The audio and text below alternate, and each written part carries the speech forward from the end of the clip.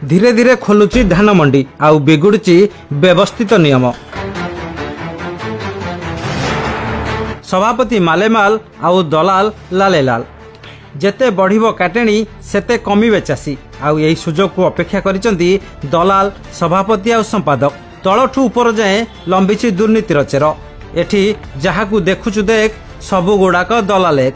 ए हेउची नयागढ़ जिला रणपुर ब्लॉक सुरुकाबाड़ीर समवाय समिति।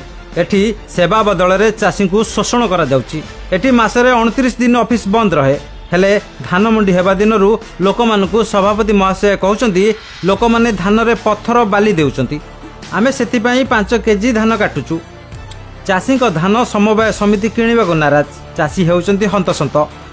चाषी को ठारू 5 केजी धान काटेणी छाटेणी करा जाउची हेले एठी आरएनसी रो देखा नाही। चाषी जरी अखारू निजे खर्च करी अखा बस्ता को पलटाउची। चाषी जदि सबु खर्च करिवो तेबे समवाय समिति काहींकी पैसा पाउची। यही समिति रे मिलर और कर्मचारी सभापति मधु चंद्रिका रे हजार हजार क्विंटाल धान रो फॉल्स एंट्री करा जाउची। एठी चाषी दुखरे कांदुथिबा बेले कर्मचारी मिलर सभापति मालेमाल हेउचंती। चाषी ठारू 5 केजी धान कटा जाउची। धान काटिया पई सरकार को केउ नियम रहिची ताहा चाषी को अवगत करा जाउ। जिला प्रशासन एथिपई दृष्टि दियंतु बोली चाषी माने अनुरोध करिसंती। आउ एई खबर संग्रह करबा को जाइतिबा सांबादिक को धमक दिया जाउची।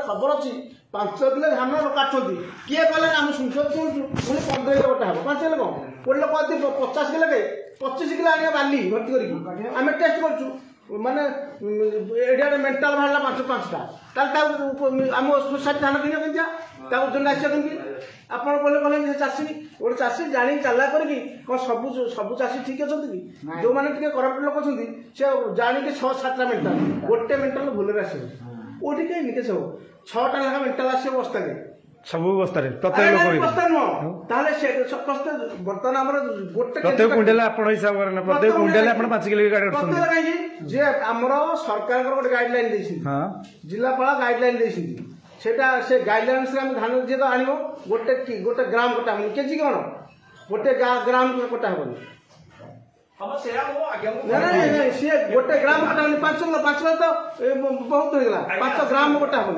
सही एफी को मानर आपन तो जर्नलिस्ट लोक चाषी में कहलो से सहायता करबोटी न चाषी पई जिल्लापाल बाबू जीवोटी विधायक चांदा नउसन मागिबोटी खाली खाली कैमरा रखी हम मु चाषी नहीं जाई चाषी कर मु जाई जिल्लापाल बाबू सुनतु जिल्लापाल बाबू जाई आपन जो कथा कहले जे आमे लोक मान साहाय्य सहयोग आम हाथ कोन अछि आमे आपन कथा को लोक लोचन को आने लोक चाषी नहीं कि लोक जिल्लापाल जानतु तहसीलदार वर्तमान को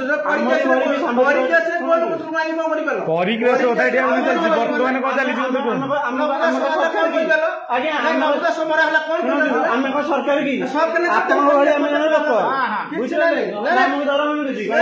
जदि बोलनी जस्ट मारे कथा बोलनी 5 किलो कटा होची मुझे किए कहला ना सुनु जी भी कहू ना जदि गोटे चाषी जदि 8 किलो आपण हमर बड़ हेबे ठीक आज्ञा आपण हमर बड़ हेबे मो ठिया की सुनुथली आपण से जहा कहला मु सुनिछि आपण जहा कहछन मु सुनिछि बसंत मु आपण सुनंदु आपण जो कहले जे होजी गोटे लोक कहला जे कोन लोक जे कोन से मौसांतु से भाई होजु रणपुर मानस कुमार साहू का रिपोर्ट संभव टाइम्स।